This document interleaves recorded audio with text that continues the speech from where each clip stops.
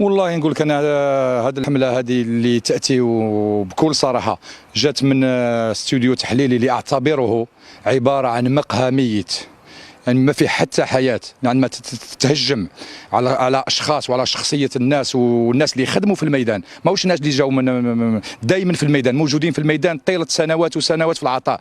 انا اقول واكرر، انا جزائري اصلي ثابت يؤتي اكله كل حين باذن ربه. عندما كنت في الفريق الوطني حقيقه تاثرت، لان الفريق الوطني ولازم نحترم المدرب الوطني، نحترم حتى المساعد اللي يخدم، هذا فريق وطني صاحبي، جميع اللي يخدم لداخل نحترموه مهما كانت الكفاءات تاعهم. ولكن عندما تطال من بعد ما تخرج من الفريق الوطني وتكمل هذه الحمله، نظن جات من الناس اللي ما يعرفوا حتى الملعب، ما يخرجوش من مكان العمل تاعهم. راني في الميدان نعمل دائما وندير النتيجه ان شاء الله، ونتكلم دائما كلمه طيبه، كلمه اللي نفيد بها ونشجع بها.